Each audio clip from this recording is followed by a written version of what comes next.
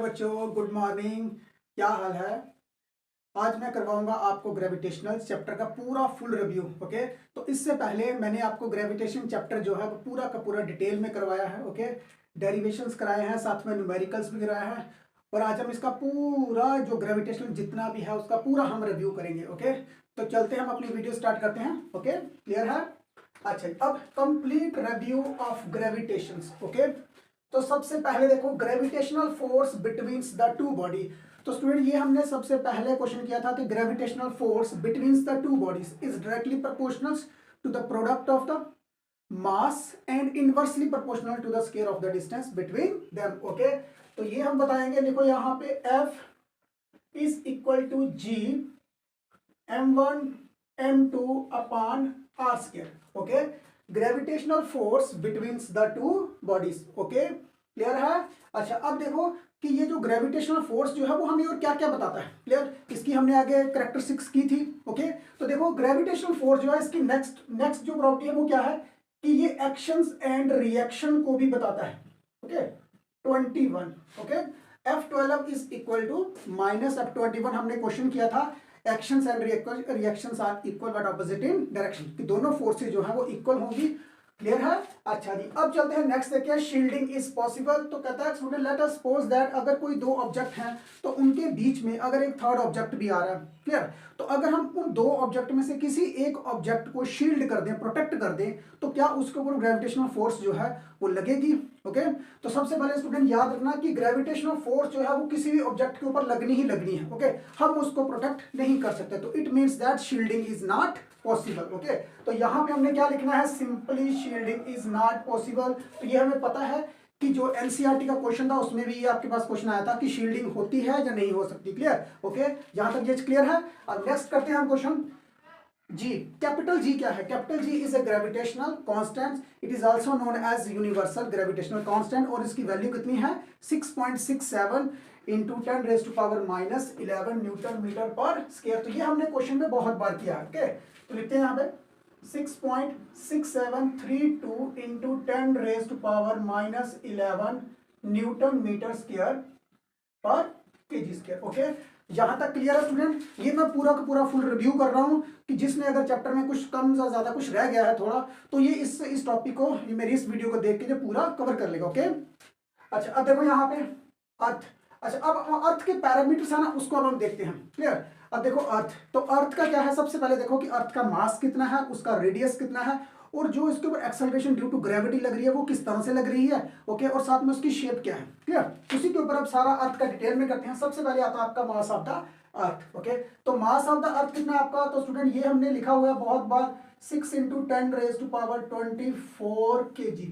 Okay, तो next देखो radius of the अर्थ, तो स्टूडेंट इसको डिनोट करते हैं आर के साथ। तो आर जो है वो आता है आपके पास 6400 किलोमीटर। तो जब आप इसको फर्दर सिंप्लीफाइड करोगे तो आपके पास क्या आएगा, 6.4 इंटू 10⁻6 मीटर। ओके, यहां तक ये क्लियर है? अच्छा, अब उसके बाद देखो कि स्टूडेंट जो अर्थ का जो शेप है वो क्या है, एक परफेक्ट स्फीयर नहीं है, ये एलिप्टिकल है, इप्लॉइड्स है। ओके, तो अगर कभी हम देखेंगे तो इसकी जो शेप है वो इस तरह से है। ठीक? अच्छा, अब अगर हम यहां पे देखें कि सेंटर ऑफ अर्थ, तो इसको मानते हैं हम सेंटर ऑफ अर्थ। अब देखो कि यहां से रेडियस जो है ये आ रहा है आपका इक्वेटर का, तो रेडियस जो है ये आ रहा है आपके पास कौन सा, पोल का। यहां तक ये चीज क्लियर है? अब आपने एक चीज नोट की होगी कि जो रेडियस ऑफ इक्वेटर है वो ज्यादा आ रहा है as compare to the radius of pole. Okay, तो अब देखो स्टूडेंट इसके बीच में ना अब वेरिएशन आएगी। किस में आएगी वेरिएशन आएगी आपके पास एक्सेलरेशन ड्यू टू ग्रेविटी में। ओके, क्लियर है? अच्छा, अब देखो सबसे पहले नंबर हम आर का रिलेशन निकालते हैं जी के साथ। ठीक है, तो यहां पे आपको पता है कि जो जी है वो किसके इक्वल में होता है, ये हमने डेरिवेशन में किया था, जी इज इक्वल टू आर का स्क्वायर। ओके, अब यहां से आपको यहां से पता चल रहा है कि ये आर जो है वो नीचे आ रहा है। ओके, तो आर की अगर वैल्यू जो है वो चेंज हो रही है तो इट मींस दैट कि आपकी जी की वैल्यू भी चेंज होगी। ओके, यहां तक ये क्लियर है? ओके, अच्छा, अब देखते हैं जी, ये देखो next point, R E Q represent the radius of equator. तो जो हमने बताया है, मैंने पहले से ही आपको क्लियर कर दिया था कि रेडियस ऑफ इक्वेटर जो है वो क्या है, बड़ा है किससे, रेडियस ऑफ पोल से। तो स्टूडेंट ये याद रखना एक ये पॉइंट है कि रेडियस ऑफ इक्वेटर जो है is greater than the radius of poles by 21 kilometre. तो ये कभी भी ऑब्जेक्टिव में भी आ सकता है। ओके, तो ये आर इक्वेटर जो है वो बड़ा है किससे, आर पोल से, और ये कितना आ रहा है 21 किलोमीटर आ रहा है। ये याद रखना स्टूडेंट, ये कभी भी पॉइंट पूछा जा सकता है ऑब्जेक्टिव में। ओके, जहां तक क्लियर है। नेक्स्ट पॉइंट चलते हैं हम जी, और जी क्या है, G is acceleration due to gravity. तो ये स्टूडेंट आपको पता होना चाहिए कि 9.8 मीटर पर सेकेंड स्क्वायर, ये है जी की वैल्यू। ओके, यहां तक ये क्लियर है। अच्छा, अब मैंने आपको बोला कि यहाँ पे जी की वैल्यू जो है वो वेरी हो रही है, इट मीन्स दैट कि is not constant at any point. Okay, तो हर एक पॉइंट के ऊपर जो जी की वैल्यू जो है, हर एक जगह के ऊपर, सॉरी प्लेस के ऊपर जो जी की वैल्यू आएगी वो क्या हो रही है, वेरी हो रही है। क्लियर। तो अच्छा, अब देखो यहाँ पे मैंने बोला है कि जी की वैल्यू 9.8 है, तो स्टूडेंट 9.8 से वेरी करके यहाँ पे वो कभी कभी 7 तक चली जाएगी। ओके, तो अब देखो यहाँ पे मैंने लिखा है अगर जी की वैल्यू इक्वेटर के ऊपर ज्यादा आ रही है, ठीक है, जी के ऊपर अगर आपकी इक्वेटर की वैल्यू ज्यादा आ रही है तो इट मीन्स दैट कि जी की वैल्यू पोल्स के ऊपर क्या रहेगी, कम करके आ रहेगी। ओके, तो अब देखो यहाँ से जी इक्वेटर माइनस जी पोल्स जो है वो कितना है स्टूडेंट, ये याद रखिए कि ये वेरिएशन होती है 3.41 इंटू 10⁻⁻21 मीटर सेकेंड स्क्वायर। तो स्टूडेंट ये जी की वैल्यू जो है वो ज्यादा नहीं है लेकिन वेरी कर रही है, but very. The point is that the acceleration due to gravity is vary. Okay, यहां तक ये क्लियर है। नेक्स्ट पॉइंट चलते हैं हम, decrease of acceleration due to gravity at height h। Okay, और decrease percentage of acceleration due to gravity on this surface, जो हम बिलो द सरफेस। क्लियर, जब हम बिलो द सरफेस जाएंगे तो किसी एक पॉइंट के ऊपर नोट करेंगे तो वहां पे जी की वैल्यू क्या आ रही है। तो अगर कभी हम देखें कि जी की वैल्यू जो है जब हम किसी ऑब्जेक्ट को प्लेस करेंगे upward in the directions, okay, vertically upward करेंगे, तो देखो कि जी की वैल्यू जो है वो किस परसेंटेज के साथ इंक्रीज हो रही है या डिक्रीज हो रही है। तो स्टूडेंट ये चीज आपने याद रखनी है कि जितनी वैल्यू परसेंटेज में डिक्रीज जो बिलो द अर्थ में जाए, तो जितनी वैल्यू उसकी डिक्रीज होती है उससे डबल वैल्यू जो है वो इंक्रीज होती है, उससे डबल वैल्यू जो है वो डिक्रीज होगी। किसमें, हाइट में। जब कोई ऑब्जेक्ट हाइट में जा रहा है तो उसकी परसेंटेज वैल्यू जो है वो दुगनी हो जाती है, दुगनी डिक्रीज करती है। तो यहां पे हम क्या लिखेंगे, decrease percentage of acceleration due to gravity at point H जो है वो twice time, 2 times the acceleration, decrease percentage of acceleration due to gravity at depth. Okay, यहां तक ये क्लियर है स्टूडेंट्स। ओके, अच्छा जी, अब नेक्स्ट चलते हैं VE। तो स्टूडेंट ये VE क्या है आपके पास, बी ही है आपके पास escape velocity. Escape velocity is defined as that minimum velocity with which object is escapes or to out of the gravitational pull of. Clear, मतलब ग्रेविटेशनल पुल ऑफ से अगर उसको बाहर जाना है तो उसको आपको एक्सेलरेशन जो उसके पास ग्रेविटी होनी चाहिए, उस सॉरी जो वेलोसिटी होनी चाहिए उस ऑब्जेक्ट के पास, तो वो वेलोसिटी कौन सी होनी चाहिए, एस्केप वेलोसिटी। ओके, तो एस्केप वेलोसिटी हमने किया है डेरिवेशन में, तो ये कितनी आ रही है आपके पास, √2 gm/r। तो स्टूडेंट जब आप इसको फर्दर आगे सिंप्लीफाइड करोगे तो ये आएगा आपके पास 2 स्मॉल g और r। तो यहां पे मैंने जो स्टूडेंट जो डेरिवेशन लगाया है, जो फॉर्मूला लगाया है वो ये वाला लगाया है, इससे आगे जाके ये फर्दर सॉल्व हो जाएगा। ओके, तो ये देखो v नॉट। अब v नॉट क्या है, v नॉट है एक ऑर्बिटल वेलोसिटी, किसकी, एक सैटेलाइट की, जब वो कंटिन्यूअसली ऑर्बिटिंग करेंगे around the earth. Okay, v not is known as the orbiting velocity. Clear, वो वेलोसिटी जिसके साथ एक सैटेलाइट या कोई एक ऑब्जेक्ट जो है वो अर्थ के अराउंड ऑर्बिटिंग करेगा in its on orbits. Okay, clear है। अच्छा जी, अब देखो ये जो ऑर्बिटल वेलोसिटी है ये किसके इक्वल में आ रही है, ये आ रही है आपके पास √gm/r के। तो यहां से अगर आप इसको फर्दर सिंप्लीफाइड करोगे तो ये आ जाएगा आपके पास g और r। तो स्टूडेंट यहां से आपके पास ये देखो एस्केप वेलोसिटी और ऑर्बिटल वेलोसिटी, इन दोनों के बीच में क्या आ रहा है, एक रिलेशन भी बन रहा है आपके पास यहाँ पे। तो अगर आप इन दोनों को कंबाइन करके देखें, इन दोनों के बीच में क्या डिफरेंस आ रहा है, तो आप देखोगे कि जो ऑर्बिटल जो एस्केप वेलोसिटी है वो कितनी आ रही है, √2 टाइम्स ऑर्बिटल वेलोसिटी के, √2 okay into orbital velocity. Clear, तो स्टूडेंट ये चीज आपने याद रखनी है, ये ऑब्जेक्टिव में बहुत बार पूछते हैं क्वेश्चन भी। ओके, अच्छा अब नेक्स्ट चलते हैं जी, acceleration due to gravity at height h। Okay, अब देखो कि अगर कोई object, let us suppose that object is applied an force and it is moving in upward direction. Clear, अब जब वो अपवर्ड डायरेक्शन में जा रहा है तो उसके बीच में जो g की वैल्यू आ रही है, g के बीच में जो वेरिएशन आ रही है, at a certain point H. तो हम यहाँ पे मानते हैं कि हमारे पास ये अर्थ है, तो अर्थ से अगर कोई यहाँ से सरफेस से कोई एक पॉइंट में जाएगा, एक पॉइंट मान लो पी पॉइंट है, तो यहाँ से लेके यहाँ तक इसकी जो हाइट है वो कितनी है, एच। आगे खुद जो अर्थ का रेडियस है वो भी आगे आर है, ठीक है, यहाँ तक। तो अगर कभी हम देखें कि acceleration due to gravity at point H, तो वो कितना आएगा आपके पास, वो आएगा आपके पास जी 1 + 2h अपॉन आर। तो स्टूडेंट ये आपने याद करके रखने हैं फॉर्मूले, क्लियर। हमने न्यूमेरिकल में किए ये यूज, लेकिन आपने ये अच्छी तरह इसको याद करें, क्योंकि न्यूमेरिकल्स में जो ऑब्जेक्टिव में ये पूछे जा सकते हैं। अगर आप इसको फर्दर सिंप्लीफाइड करोगे तो देखो कितना आ रहा है आपके पास यहाँ पे जी, इस टर्म को जब आप ऊपर लेके जाओगे तो ये कितना आ जाएगा आपके पास 1। 2 मिनट स्टूडेंट, यहाँ पे थोड़ी सी गड़बड़ी हो गई है। 1 + h अपॉन आर जो है ना, इसका आ रहा है यहाँ पे स्क्वायर, ओके। ये थोड़ी सी वेरिएशन है, ओके। तो जब आप इसको ऊपर लेके जाओगे तो क्या आ जाएगा, यहाँ पे पावर माइनस की आ गई, तो 1 + h अपॉन आर, इसकी पावर आ गई -2। अब जब आप इसको एक्सपेंड करोगे बाय यूजिंग बायनोमियल थ्योरम, तो क्या आएगा इसकी जो फॉर्मूला बन जाएगा, ये आपका बन जाएगा जी 1 प्लस नहीं है, अब ये -2 आगे आएगा, तो -2h अपॉन आर। ये आ गया आपके पास क्या, acceleration due to gravity at point h, okay. Next point है आपके पास acceleration due to gravity at the depth of the earth, clear. तो डेप्थ ऑफ द अर्थ में क्या है कि इस बार जो है, अब ऑब्जेक्ट जो है वो सेंटर से इस पॉइंट के ऊपर आ रहा है, इस पी पॉइंट में। इस बार जो है हमने below the surface of the अर्थ जाना है, तो वहां पे आपके एक्सेलरेशन ड्यू टू ग्रेविटी कितनी आ जाएगी आपके पास, जी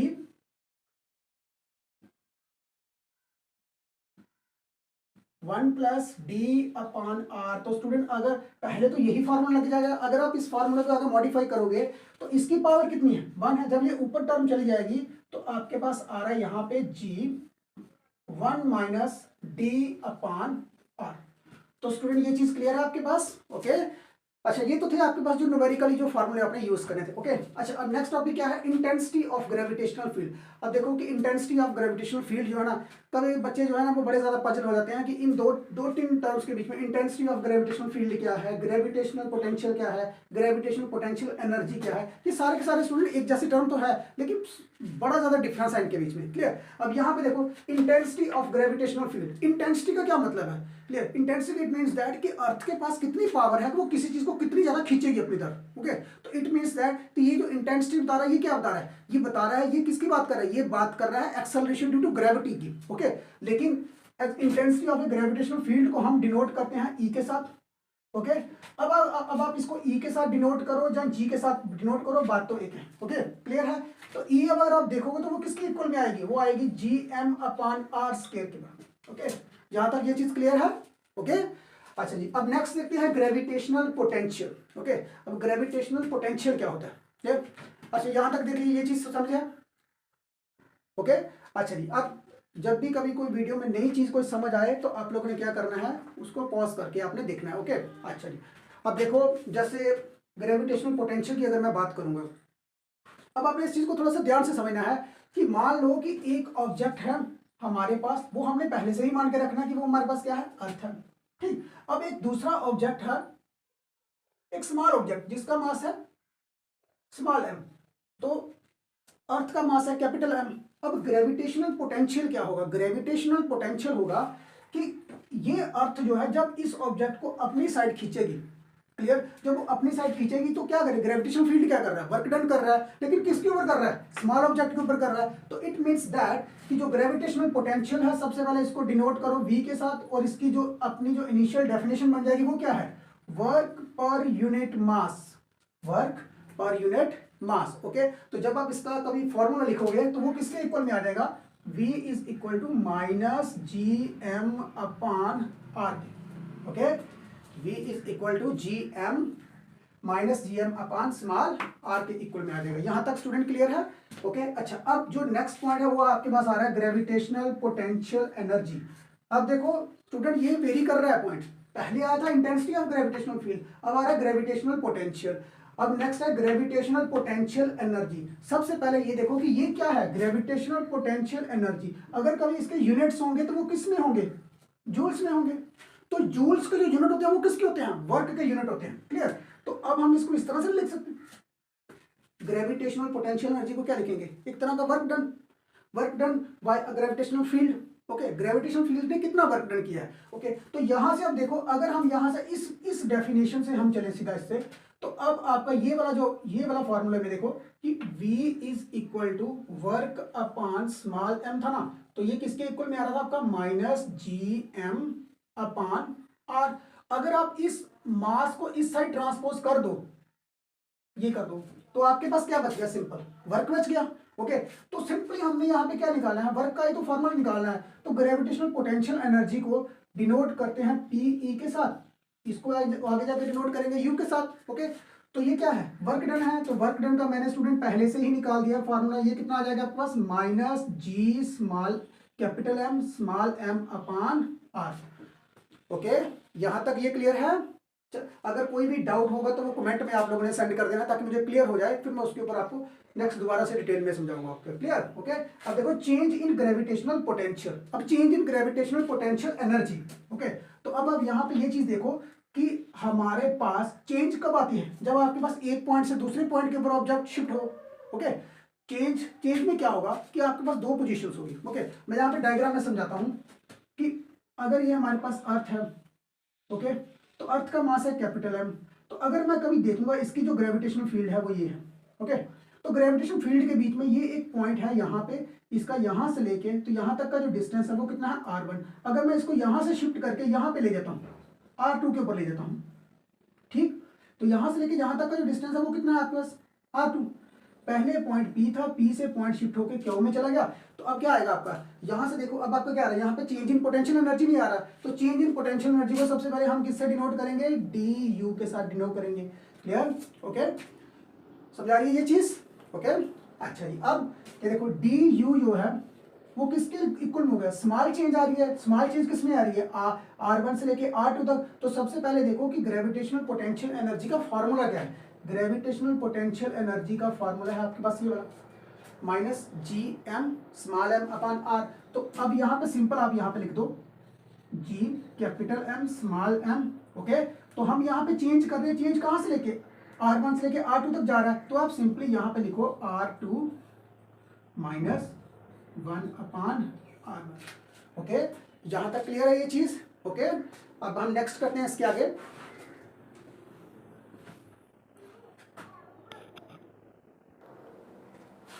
अच्छा, अब देखते हैं जो नेक्स्ट कुछ जो क्वेश्चन बच गए हैं उसको हम करते हैं। क्लियर। मतलब यहाँ पे अब स्टूडेंट जो सबसे बड़ी जो दिक्कत आती है ना वो आती है ग्राफ के क्वेश्चनों में। ठीक है, तो ग्राफ वाले क्वेश्चन जो है वो इतने ज्यादा इजी नहीं होते हैं। ठीक है, तो कोशिश करना कि इस क्वेश्चनों को समझने की। ओके, अच्छा, अब देखो यहाँ पे हमारे पास क्या है, gravitational force F and R। Okay, तो स्टूडेंट यहाँ पे देखो हमने इन दोनों के बीच में ग्राफ ड्रा करना है। ठीक है, अच्छा, अब स्टूडेंट पहले नंबर में ये देखो जो ग्रेविटेशनल फोर्स है इसका जो रिलेशन है वो क्या है, F is inversely proportional to R square. हमें यहाँ से एक ग्राफ क्लियर हो जाएगा इसका। ओके, तो जो ग्रेविटेशनल फोर्स है उसका जो ग्राफ में आएगा हमने इस चीज को ध्यान में रखना है। ठीक है, अच्छा, अब अगर कभी हम इसका एक ग्राफ ड्रा करते हैं जी, ये देखो एक डायरेक्शन में, इस डायरेक्शन में हम रखते हैं R और इस वाली डायरेक्शन में हम रखते हैं F को। ओके, F की डायरेक्शन जो है वो इस साइड को होगी और जो R की डायरेक्शन है वो इस साइड को होगी। क्लियर। अच्छा, अब देखो ताकि जो इसका रिलेशन है वो क्या है कि F is inversely proportional to R square. अब देखो जैसे जैसे ये R इस साइड से बढ़ता जाएगा, ओके, तो जो फोर्स है फोर्स की वैल्यू क्या होनी चाहिए, कम होती जानी चाहिए। तो इसका मीनिंग है ये आपके पास ग्राफ जो है ना वो इस साइड का आएगा। ओके, इस साइड किसी एक पॉइंट के ऊपर जाके ये F जो है वो क्या हो जाएगा, जो जीरो भी हो जाएगा। क्लियर। ओके, क्योंकि इनवर्सली प्रोपोर्शनल टू R है। ओके, तो ये है आपके पास पहला graph, gravitational force F and R के बीच में रिलेशन। ओके, यहां तक ये देखो स्टूडेंट क्लियर है।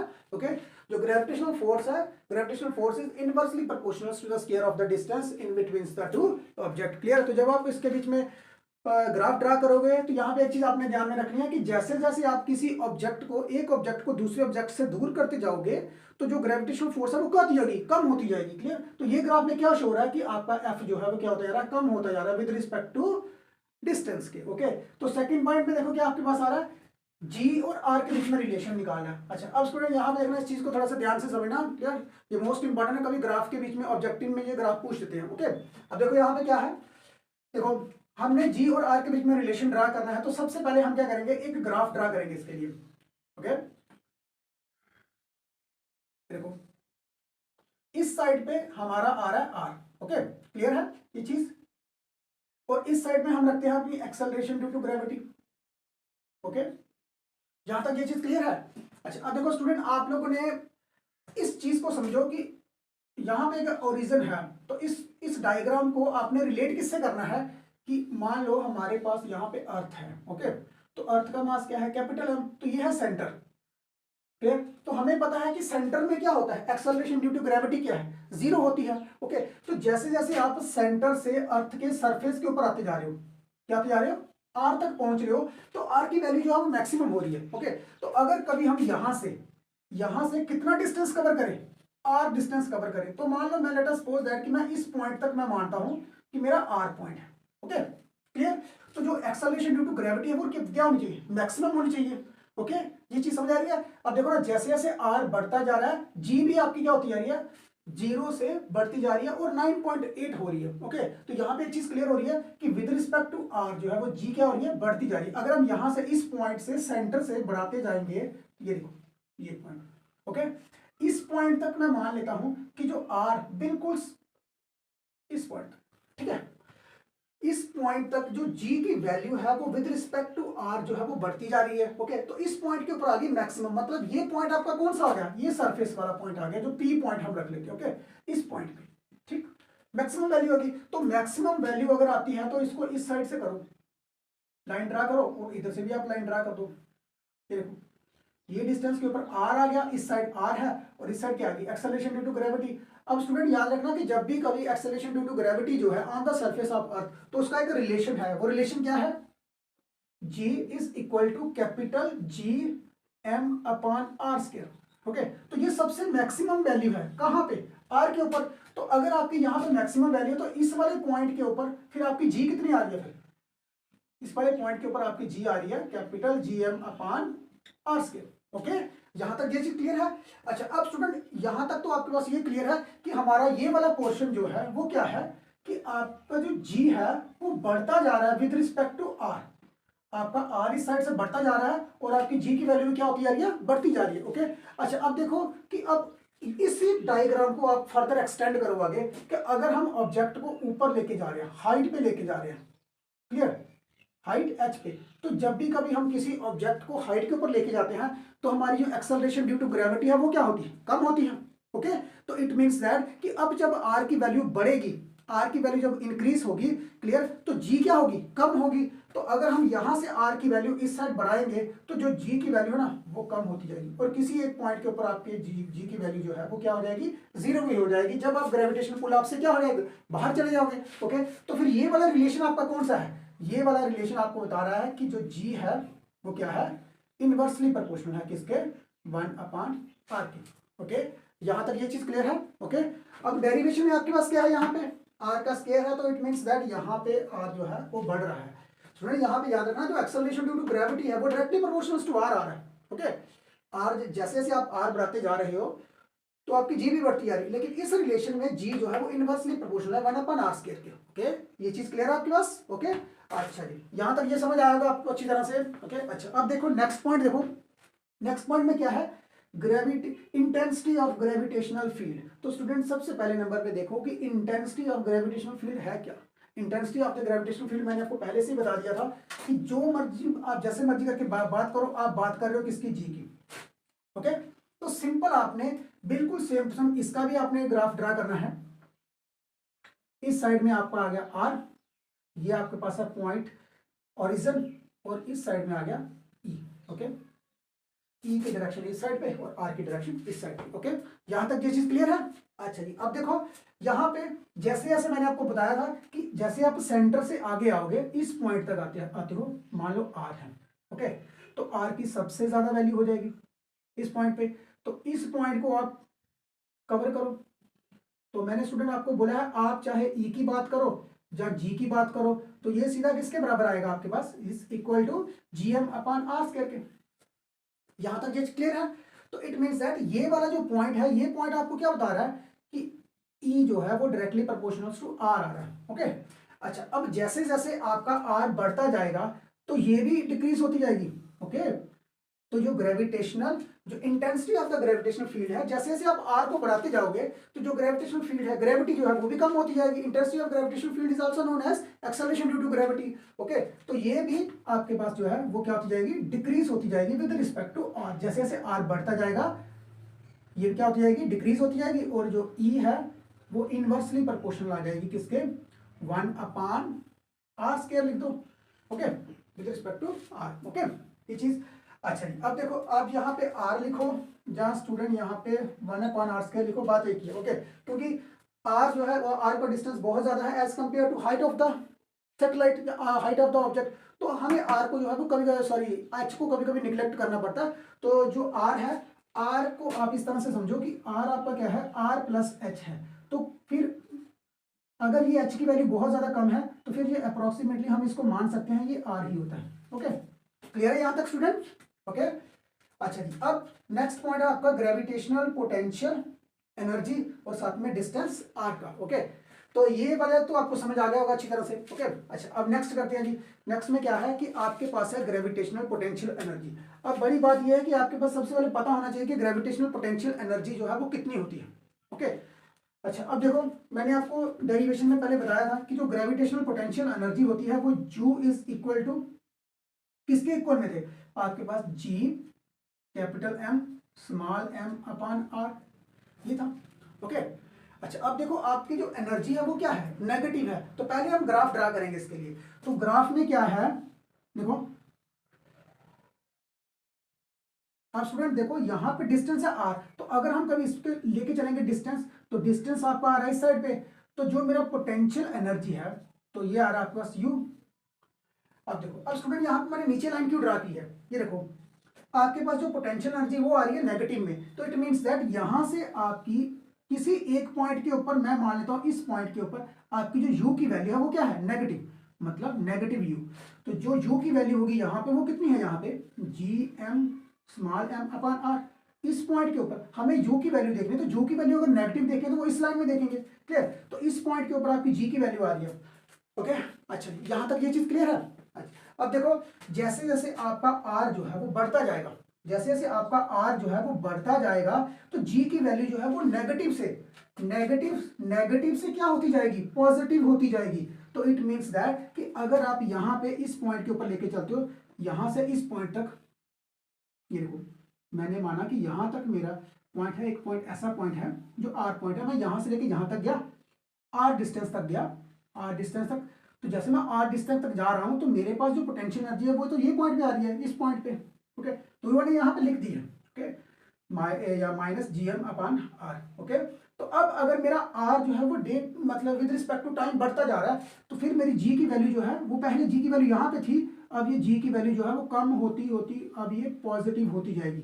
तो ये जो सिंबल है यहाँ से इस साइड को जाने का, ये आपको बता रहा है कि आपकी पोटेंशियल एनर्जी जो है अब क्या होती जा रही है, पॉजिटिव होती जा रही है, जैसे जैसे आपका r जो है वो इंक्रीज होता जाएगा। ओके, जहां तक ये चीज क्लियर है? ओके, देख लो यहाँ पे बहुत ज्यादा थोड़ा डिफिकल्टी है, वीडियो को पॉज करके आपने समझना है इस चीज को। ओके, क्लियर है? अच्छा, अब चलते हैं नेक्स्ट, चलते हैं पोटेंशियल एनर्जी की तरफ। ओके, अच्छा, अब बात चलेगी पोटेंशियल एनर्जी सिंपल जो है वो हमने अर्थ की नहीं निकाली, अब हम बात करेंगे किसकी, satellite orbiting the earth. Okay, अच्छा, अब जब सैटेलाइट जो है वो ऑर्बिट कर रहा है किसका, अर्थ का। ओके, तो पहले हम इसकी एक डायग्राम बना लेते हैं। ठीक है, तो डायग्राम में मान लो हमारे पास ये अर्थ है। ओके, और ये अर्थ का सेंटर है, तो यहां से लेके तो यहां तक क्या है इसका रेडियस। तो यहां से हम एक मान लेते हैं कि ये अर्थ का ग्रेविटेशनल पुल ऑफ है। ओके, जो ग्रेविटेशनल पुल ऑफ कह लो, जहां फिर हम कह सकते हैं कि एक सैटेलाइट जो है इसने थोड़ी सी हाइट अटेन कर ली है h, और इस पॉइंट के ऊपर है। अब स्टूडेंट यहां पे देखना कि जो आपके पास यहाँ पे जो सैटेलाइट है वो ऑर्बिटिंग करेगा इन ए पर्टिकुलर ऑर्बिट। ओके, तो अब सैटेलाइट का जो सेंटर से लेके जो डिस्टेंस है वो कितना आ रहा है आपके पास, यहाँ पे r+h आ रहा है। ओके, जहां तक ये चीज क्लियर है? अच्छा, अब देखो कि जो सिंपल पोटेंशियल एनर्जी का फार्मूला था वो क्या था आपके पास, ये था। अगर हम कभी सिंपल पोटेंशियल एनर्जी देखें तो u जो है वो किसके इक्वल में आ रहा है, माइनस का G M small M upon R. तो स्टूडेंट यहाँ पे जो आपके पास r आ रहा है, r, ये r क्या है, r आ रहा है आपके पास r प्लस h के इक्वल में, ठीक है। तो यहाँ पे सिंपल ऑफ फॉर्मूला लगा दो, minus G M small M upon R plus H. Okay, तो आपके पास पोटेंशियल एनर्जी आ जाएगी किसकी, सैटेलाइट की। ओके, क्लियर है। तो स्टूडेंट अब नेक्स्ट करते हैं हम किसकी, kinetic energy of the satellite. Okay, तो काइनेटिक एनर्जी जो है वो सैटेलाइट की वो कितनी होगी, देखो काइनेटिक एनर्जी को डिनोट किससे करते हैं, के साथ। ओके, के साथ। तो काइनेटिक एनर्जी का जो खुद का फॉर्मूला है वो होता है आपके पास 1/2 mv²। तो अगर मैं यहाँ पे वेलोसिटी लिखूंगा तो वो मेरे पास क्या बन जाएगा, ऑर्बिटल वेलोसिटी। क्लियर। लेकिन स्टूडेंट ये जो फॉर्मूला है ये सिर्फ एक सिंपल फॉर्मूला है आपके पास, कौन सा, काइनेटिक एनर्जी का।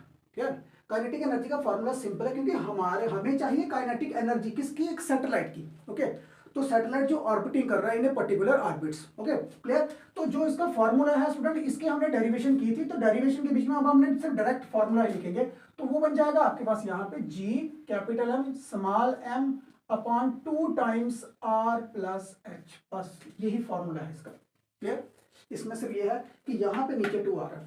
ओके, क्लियर है ये चीज। देखो g capital m small M upon 2 r plus H. Okay, यहां तक देख लो, यहां तक क्लियर है। वीडियो को पॉज करके आपने देखते रहना है जी, ठीक।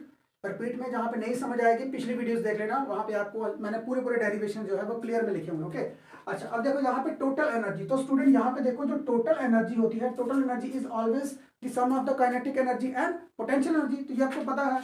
तो देखो potential energy plus kinetic energy. तो अगर मैं यहाँ पे इन दोनों एनर्जीज को, अगर मैं इन दोनों यहाँ पे इन दोनों का जो सॉरी क्या बोलते हैं, इन दोनों को जब मैं सम करूंगा, kinetic potential energy plus kinetic energy, तो वो मेरे पास कितना आएगा यहाँ पे, ये देखो अगर हम इन दोनों को यहाँ पे सॉल्व करेंगे, क्लियर, तो ये है 1 और ये है 1/2, ये प्लस का है, ये है माइनस का। ओके, तो जब इसमें से करेंगे तो ये आपके पास क्या आंसर आ जाएगा, यहाँ पे आपके पास आंसर आएगा माइनस का g capital m small M upon 2 r plus H. Okay, ये चीज क्लियर है। तो स्टूडेंट ये हमने डेरिवेशन में किए हुए हैं, ये आपने याद रखने हैं। क्लियर, जब आप इनको सॉल्व भी करोगे तब भी आपके पास देखो ये माइनस का 1 है, तो अगर माइनस का 1 देखो तो बाकी टर्म तो पूरी सेम है, तो इसमें से आपके पास यहाँ पे क्या आ रहा है 1/2। जब आप इनको सॉल्व करोगे तो आपके पास क्या आएगा, माइनस का 1/2। तो माइनस का 1/2 सिर्फ अपने कोफिशिएंट में लगाना, तो आपके पास आंसर निकल जाएगा। ठीक है, ये चीज क्लियर है। अच्छा अब चलते हैं बाइंडिंग एनर्जी के ऊपर। क्लियर, अच्छा अब यहाँ से स्टूडेंट एक चीज आपके पास यहाँ पे और भी क्लियर होती होगी कि अगर कभी आप देखो कि काइनेटिक एनर्जी जो है वो किसके इक्वल में है। देखो जो काइनेटिक एनर्जी है, ये देखो ये आपके पास काइनेटिक एनर्जी तो आ गई है। पहले यहाँ पे आओ, इसको देखो, इस फॉर्मूले को अगर आप कभी कन्वर्ट कर दो, मुझे चाहे यहाँ पे क्या चाहिए, पॉजिटिव चाहिए, तो मेरे पास यहाँ पे माइनस है। तो अगर मैं कभी यहाँ पे काइनेटिक एनर्जी को माइनस अपने से लगाना है, और काइनेटिक एनर्जी का ये फार्मूला है, और नीचे अगर मैं यहाँ पे 2 लगा दूंगा तो मेरे पास काइनेटिक एनर्जी भी आ गई। देखो माइनस मैंने खुद से लगाया है, माइनस को माइनस क्या बन गया, प्लस हो गया। तो GM upon small M R plus H तो हमारे पास है। उसके बाद नीचे जो है वो क्या है, यहाँ पे आर प्लस एच तो रहेगा, और यहाँ पे जो 2 आ रहा है यहाँ पे, तो 2 मैंने यहाँ पे सिंगल लिख दिया। ओके, क्लियर है यहाँ तक। अच्छा अब स्टूडेंट जो लास्ट है आपके पास वो है बाइंडिंग एनर्जी। बाइंडिंग एनर्जी जो है वो किसी एक सैटेलाइट की वो कितनी होती है। ओके, अच्छा अब देखो जो बाइंडिंग एनर्जी है, पहले वो समझो कि बाइंडिंग एनर्जी आखिर होती क्या है। क्लियर, देखो जब एक सैटेलाइट ने जो है वो ऑर्बिटिंग करना है, orbiting, satellite is continuously orbiting in its particular orbits, clear है, which is binding with a suitable energy, that energy is known as binding energy. Clear, और जो बाइंडिंग एनर्जी है वो कौन प्रोवाइड करेगा, बाइंडिंग एनर्जी आपको प्रोवाइड करेगा अर्थ। Okay, जो अर्थ की जो ग्रेविटेशनल फील्ड है वो आपको बाइंडिंग एनर्जी प्रोवाइड करेगी। ओके, तो बाइंडिंग एनर्जी जो है उसी के साथ जो है ये सैटेलाइट जो है वो क्या है, बाउंड हुआ है। क्लियर, बाउंड हुआ है, और तभी वो क्या कर रहा है, रोटेट कर रहा है। Clear, okay. अच्छा अब अगर वो रोटेट कर रहा है तो उसके पास जो बाइंडिंग एनर्जी होती है वो किसके इक्वल में होगी आपके पास, यहाँ पे, तो यहाँ पे स्टूडेंट लिख लो, यहाँ पे g capital m small M upon are. Okay, capital m small M upon r, हाँ बाइंडिंग एनर्जी मैं इसको यहाँ पे आपके पास 2 आ रहेगा। Okay, g capital m small M upon 2r। Okay, तो ये आपके पास फॉर्मूला बन गया आपके पास कौन सा, बाइंडिंग एनर्जी का। ये मैंने इसका डेरिवेशन निकाला हुआ है। ओके, अच्छा अब देखो कि अगर कभी बाइंडिंग एनर्जी देखो कि बाइंडिंग एनर्जी आखिर है क्या, क्लियर, तो इसके साथ तो ये बाउंड है। अब अगर कभी हम देखें, अगर क्वेश्चन राइज इज दैट कि लेट अस सपोज दैट कि कितनी एनर्जी जो है एक सैटेलाइट को चाहिए ताकि वो अपने ऑर्बिट से बाहर निकल के वो इन्फिनिटी मतलब कि कहीं कहीं भी मूव कर सके, क्लियर, लेकिन वो उस ग्रेविटेशन पुल आपसे बाहर चले जाए, क्लियर। अच्छा अब देखो इतनी एनर्जी जो है वो तो अर्थ प्रोवाइड कर रहा है भाई, ये अर्थ जो है वो इसको खींचने में लगा रहा है, इसको अपनी साइड में कर रहा है, इन्वर्ट कर रहा है। ओके, तो अगर कभी आप बिल्कुल यही एनर्जी सैटेलाइट को प्रोवाइड कर दोगे, एडिशनल एनर्जी अगर आप यहां पे इसको प्रोवाइड कर दोगे, तो वो कौन सी एडिशनल एनर्जी, यही एनर्जी, सेम एनर्जी अगर आप यहां पे इसको अप्लाई कर दोगे, तो ये सैटेलाइट जो है वो क्या हो जाएगा, यहां से अपने ऑर्बिट को छोड़ के इंफिनिटी में चला जाएगा। ओके, क्लियर है। तो स्टूडेंट ये है आपके पास ग्रेविटेशनल चैप्टर का पूरा कंप्लीट ओवरव्यू। ये आपके पास टोटल फार्मूले भी थे प्लस ग्राफ भी था, क्लियर। अगर आपके पास ये पूरी नॉलेज है तो डेफिनेटली आप जो है वो ग्रेविटेशनल चैप्टर को जो है वो कंप्लीटली कर सकते हो, clear, without any hesitation. Okay okay students, thank you.